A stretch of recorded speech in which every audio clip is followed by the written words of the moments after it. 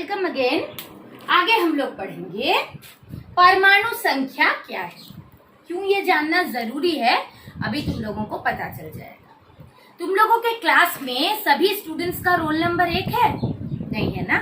अगर roll number 1 होता तो हम लोगों को कैसे पता चलता कि कौन चंदा है, कौन मेघा है, कौन पंकज है, कौन आदित्य है ना।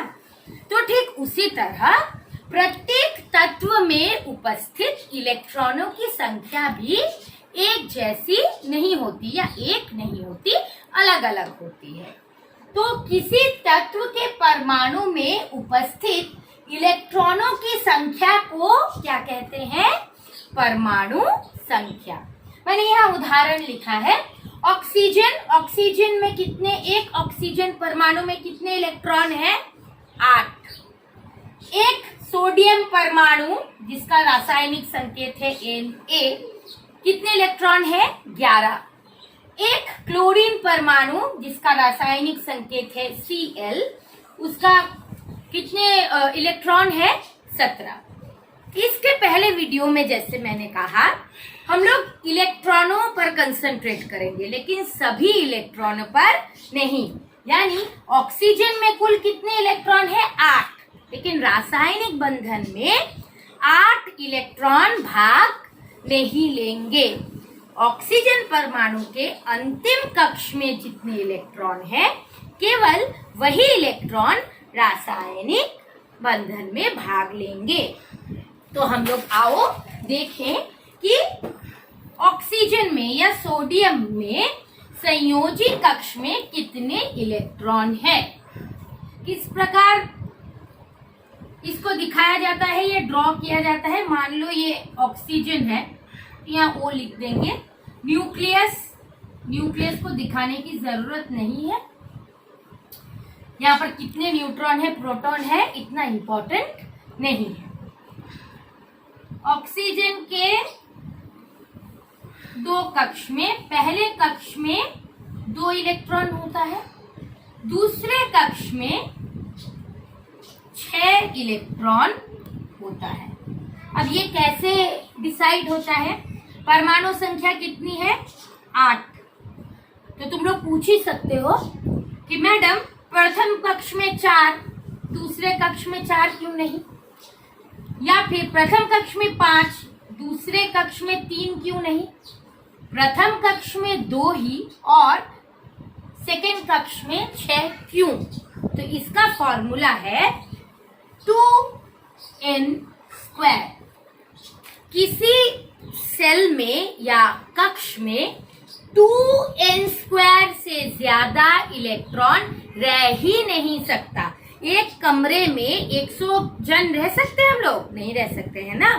तो ये तो इलेक्ट्रॉन है, जितना भी छोटा हो। कक्ष में, एक कक्ष में 2n² से ज्यादा इलेक्ट्रॉन नहीं रह सकता। जहां n है शेल की संख्या, यानी प्रथम कक्ष, ये जो फर्स्ट शेल है ऑक्सीजन का, यहाँ 2n² यानी n यहाँ 1 है, 1 का स्क्वायर यानी 1 यानी 2। यानी प्रथम कक्ष में, किसी भी परमाणु के प्रथम कक्ष में 2 इलेक्ट्रॉन से ज्यादा रह ही नहीं सकता। सेकेंड शेल में जाते हैं। सेकेंड शेल में 2n², n यहाँ 2 हो जाएगा, दूसरा कक्ष है, यानी 2 × 4, 2 × 2 4 × 2 4, यानी यहाँ 8। यानी सेकेंड शेल में 8 इलेक्ट्रॉन मैक्सिमम, ज्यादा से ज्यादा 8 इलेक्ट्रॉन रह सकते हैं। पर हमारी ऑक्सीजन की परमाणु संख्या क्या है, कितनी है? 8। तो 2 फर्स्ट सेल में हो गया और बाकी के 6 सेकेंड सेल में चला गया, है ना। तो ऑक्सीजन का अंतिम कक्ष क्या है? उसका दूसरा कक्ष।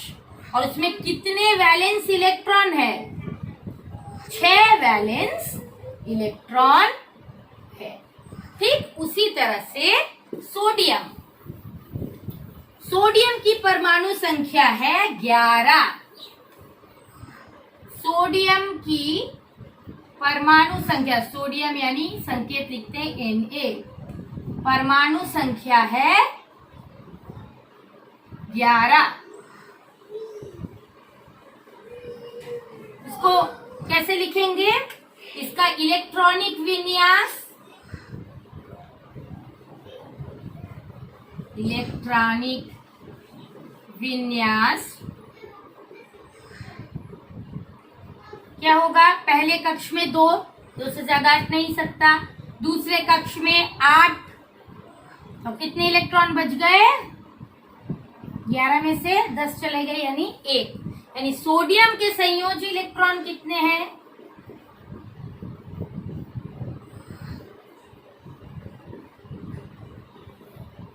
1। अच्छा, अब मुझे बताओ कि पापा जो नौकरी करने जाते हैं, किसी लक्ष्य के कारण जाते हैं ना, पैसा कमा कर लाएंगे तब सबको खाना मिलेगा। तो ये जो इलेक्ट्रॉन्स हैं, कौन से इलेक्ट्रॉन? संयोजी इलेक्ट्रॉन। किसके इलेक्ट्रॉन? परमाणुओं के इलेक्ट्रॉन। किसके?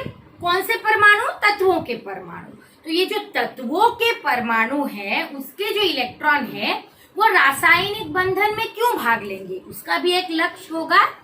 उसका लक्ष्य है मैजिक नंबर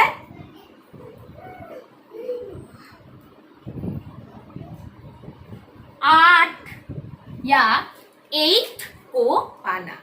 प्रत्येक परमाणु का ये लक्ष्य होता है कि वो किसी प्रकार से रासायनिक बंधन में भाग लेकर अपने अंतिम कक्ष में 8 इलेक्ट्रॉन का विन्यास प्राप्त करे।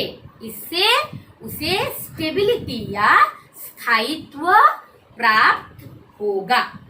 अब ये मैजिक नंबर 8 पाने के 2 तरीके हैं। कैसा तरीका? एक, कोई एक परमाणु इलेक्ट्रॉन का त्याग करे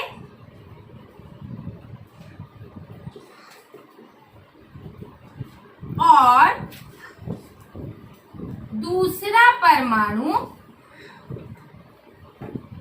उसी इलेक्ट्रॉन को ग्रहण करे। इसे हम कह सकते हैं इलेक्ट्रॉन का आदान प्रदान हो, गिव एंड टेक पॉलिसी। दूसरा हो सकता है कि 2 परमाणु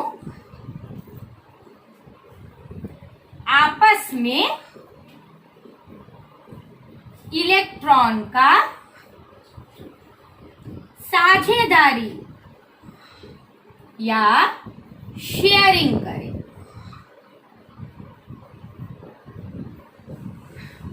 इन्हीं 2 तरीकों पर 2 तरह के रासायनिक बंधन पाए जाते हैं। इसको कहा जाता है आयोनिक बॉन्ड या विद्युत संयोजी बंध। और दूसरे तरीके में जहां इलेक्ट्रॉन का साझेदारी होता है उसको कहा जाता है कोवेलेंट बॉन्ड या सहसंयोजी बंध। आज के लिए इतना ही। नेक्स्ट क्लास में हम लोग किस प्रकार आयोनिक बॉन्ड का गठन होता है, किस प्रकार कोवेलेंट बॉन्ड का गठन होता है पढ़ेंगे। Thank you.